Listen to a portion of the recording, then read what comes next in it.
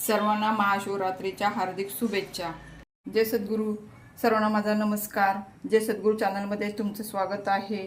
आज आपण खूपच सोपी, मधुर आणि उपवासासाठी योग्य अशी रेसिपी पाहणार आहोत, ते म्हणजे रताळ्याचा गोड शिरा।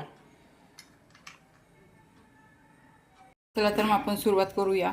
इथं मी 3 रताळे स्वच्छ धुवून उकळून घेतलेले आहेत। आता मी याची साल काढून घेते। इथं आपण रताळ्याची साल काढून घेतलेली आहे। हे आपण आता किसून घेऊया।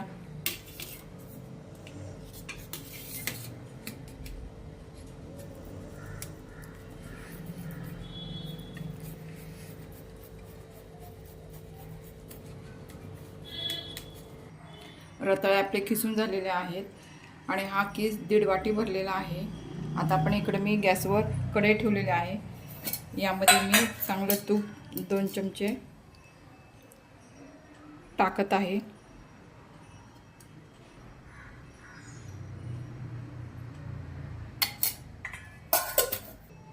या तुपावर आपण रताळ्याचा किस छान परतून घेऊया।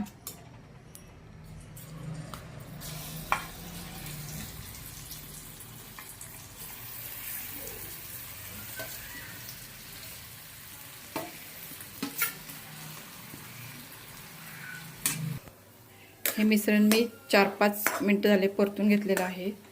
आता मला वाटतं थोडंसं तूप कमी पडलेलं आहे, त्यामुळे मी 1 चमचा तूप त्यामध्ये परत टाकलेलं आहे आणि परत एकदा छान परतून घेत आहे।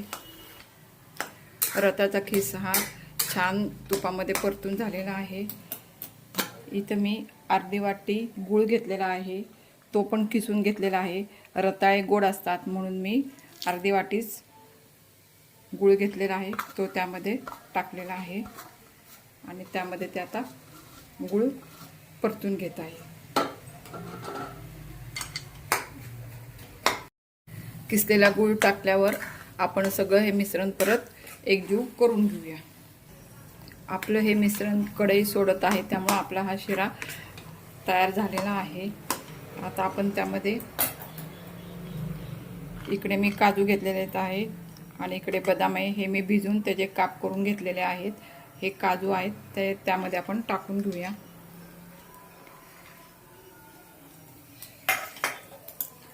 आणि परत आपल्या त्या रताळ्याच्या शिऱ्याबरोबर परतून घेऊया। आपण यामध्ये वेलाची पावडर पण टाकून घेऊया आणि मिक्स करूया। बस आपला आता गरमागरम रताळ्याचा शिरा हा तयार झालेला आहे, तो आपण सर्व करून घेऊया। असा हा झटपट आणि पौष्टिक रताळ्याचा शिरा नक्की करून बघा, तुम्हालाही नक्की आवडेल। व्हिडिओ आवडला असेल तर लाईक करा, शेअर करा आणि सबस्क्राईब करायला विसरू नका।